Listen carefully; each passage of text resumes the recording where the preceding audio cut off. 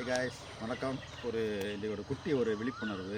நம்ம எங்கே நிற்கிறோம், பின்னாடி பாருங்களேன், மாமரம் நிற்கிது, மாங்காய்லாம் நல்லா பூத்து காய்ச்சி கிடக்குது. என்ன சொல்ல வரேன்னா, பழங்களின் ராணி இல்லைன்னா கிங் ஆஃப் ஃப்ரூட் அப்படின்னு சொல்லக்கூடிய மாம்பழம் இல்லையா. இதனுடைய விளைச்சல் இப்போது பார்த்திங்கன்னா விவசாயிகள் ரொம்ப நஷ்டத்தில் இருக்காங்க. என்ன காரணம் கேட்டிங்கன்னா, கடந்த ஆண்டு அதுக்கு முந்தைய ஆண்டெல்லாம் பார்த்திங்கன்னா மரத்தில் பழங்கள் அப்படியே பழுத்து கீழே விழுந்து கெட்டு போச்சு.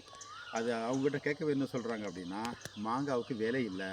ஸோ நாம் குத்தகைக்கு விட்டால் கூட அந்த லேபர் சார்ஜ் இருக்குல்ல, அந்த மரத்தில் பறிக்கிறாங்க தெரியுமா, அவங்களுக்கு சம்பளம் கொடுக்கறது கூட அந்த மாங்காய் பற்ற மாட்டேங்கிற மாதிரி என்ன பண்ணுறாங்க அப்படின்னா, அந்த மாங்காய் யாரும் பறிக்காமல் அப்படியே மரத்திலே விட்டு அது பழுத்து அப்படியே தரையில் விழுந்து கெட்டு போகுது. இதனால் நிறைய பேருடைய வாழ்வாதாரம், எஸ்பெஷலி குறிப்பாக அந்த விவசாயிகளுடைய வாழ்வாதாரம் ரொம்ப மோசமாக போயிடும். அதனால் நம்ம ஒவ்வொரு சீசனில் ஒவ்வொரு காய்கறிகள், ஒவ்வொரு ஃப்ரூட்ஸ் அண்ட் ஒவ்வொரு காய்கள் ஒவ்வொரு சீசனில் வருது இல்லையா, அதை நாம் பயன்படுத்திக்கொள்ள. இன்னும் மாங்காய் என்பது மிகச்சிறந்த ஒரு ஊட்டச்சத்தானது. பழங்களின் ராணி என்று அழைக்கப்படுகிற மாங்காய். ஸோ நாம் அந்த நேரத்தில் வரப்போகும்போது இதை உபயோகத்தை அதிகப்படுத்த வேண்டும். மாம்பழம் நேரத்தில் கல் வச்சு பழக்கிறாங்க, கெமிக்கல் வச்சு பழக்கன்னு சொல்கிறாங்க இல்லையா, அதெல்லாம் கிடையாதுங்க. நேச்சுரலாகவே மாங்காய் பழக்கணும் அவசியம் இருக்குது. ஏன்னா அந்த கல் வச்சு பழக்க வைக்கிறதுக்கு சரியான அமௌண்ட் வருது, ஒரு எக்ஸ்பென்சிவ் ஆகுது.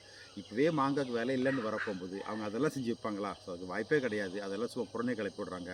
ஸோ நம்புங்க, இதுபோல் விவசாயிகளுக்கு எப்போவுமே என்ன சொல்கிறது, அவங்களுக்கு ஒரு சப்போர்ட்டாக இருங்க. அவங்க நஷ்டத்திலேருந்து பாதுகாக்கிறதுக்கு அரசாங்கம் மட்டும் இல்லை, தனி மனிதனாகிய நாமளும் அதுக்கு முயற்சி வேண்டும். So thank you so much. Bye. நன்றி.